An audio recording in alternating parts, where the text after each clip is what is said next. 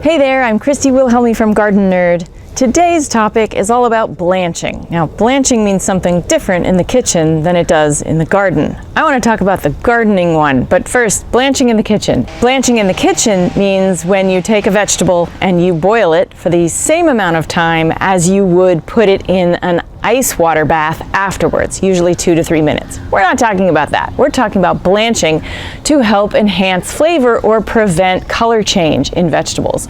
First, let's talk about celery because I'm sitting right in front of my volunteer celery plants here at Gardenerd headquarters. Celery is something that when you grow it at home, it tastes very, very different from when you buy it from the store. The reason is celery that's grown commercially is blanched. Blanching in gardening means one of two things. You're either covering up the plant to restrict it from being able to go through photosynthesis, or you're covering up the plant to prevent it from having a color change that is unsightly.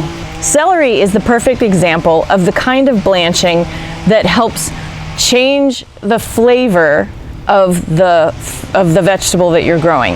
I don't know about you, but when I've grown celery at home and haven't blanched it, the flavor is really strong and really pungent. It's like celery, you know, it's just really intense. So you blanch it in order to bring it back down to what you're used to tasting in the grocery store.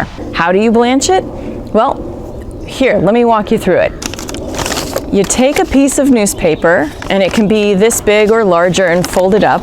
I like to use 2 or 3 sheets of paper to make sure the sun can't get through.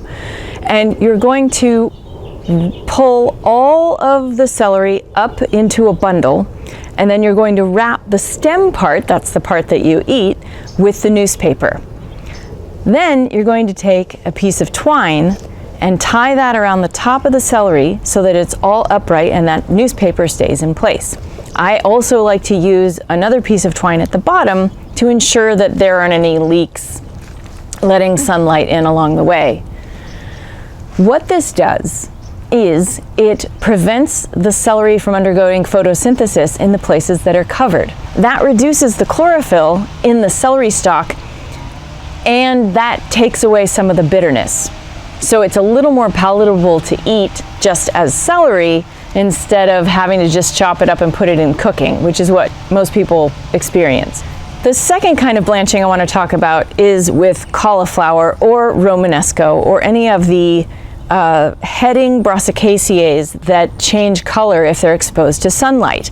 There are some varieties of cauliflower that are called self-blanching, and what that means is that the head develops so far down in the middle of the plant that the leaves are covering up the head on its own and you don't have to pin it closed. But most varieties require a little help. That's where your clothespins come in. All you need to do is gather the leaves up around the top of the head when the cauliflower is about the size of a fist. I do this for Romanesco too, because sometimes that chartreuse green color will turn purple if it's exposed to sunlight.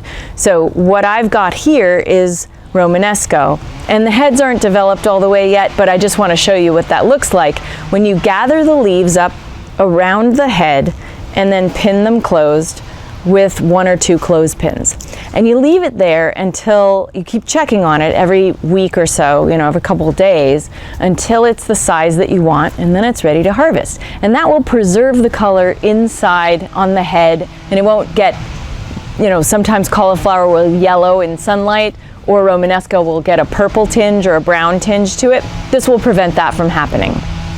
So that's all you need to do. You need a couple of clothespins, some newspaper, some twine, and you're all set to blanch everything that needs blanching in your garden. If you like this video, share it with your friends. Don't forget to subscribe and turn on notifications to find out when our next video comes online. Consider becoming a Patreon subscriber to support all the free stuff that we do here at Gardenerd, and don't forget to check out my online courses, Creating a Healthy Garden and Plan Your Abundant Edible Garden.